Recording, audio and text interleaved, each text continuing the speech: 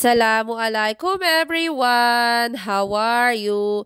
Pupunta pala kami niyan sa groceryhan kasi bibili ako ng mga pagkain namin.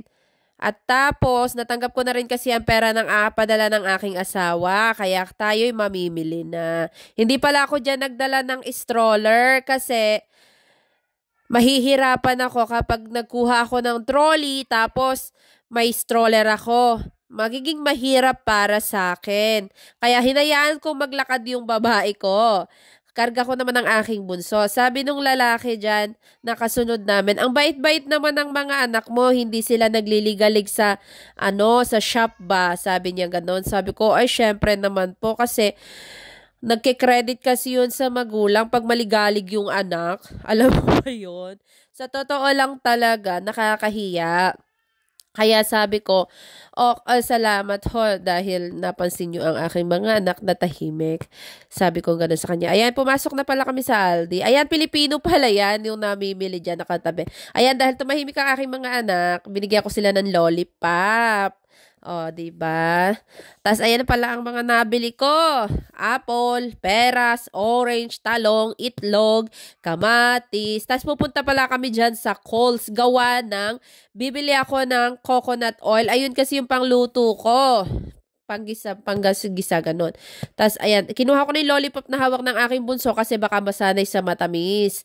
At tapos, ayan na pala ang aking anak na si Shaquille. Naglalakad habang nakain ng lollipop. O tapos, ang aking bunso, patingin-tingin, paikot-ikot ang mata sa Coles kasi ngayon lang yan napunta sa Coles eh.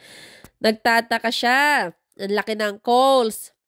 O tapos, ang aking anak na lalaki, hindi pa rin siya napapagod. Ayan na pala yung nabili ko. Ayan.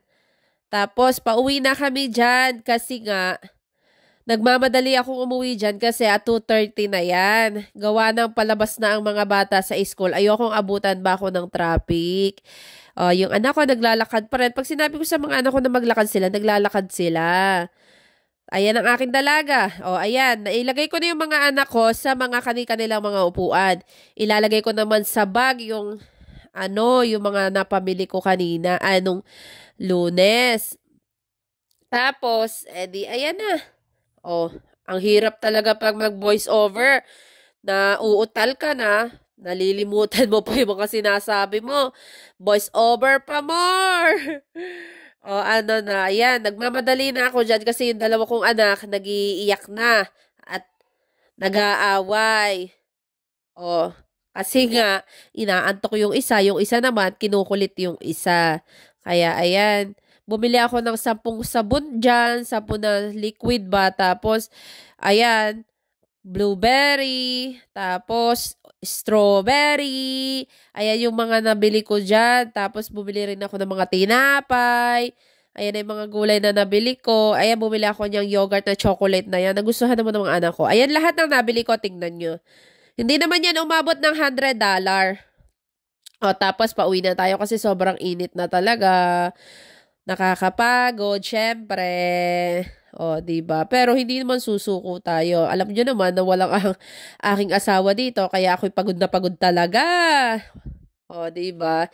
Yung aking anak inaantok na. Sabi ko, sige, matutulog tayo pag uwi. Diba?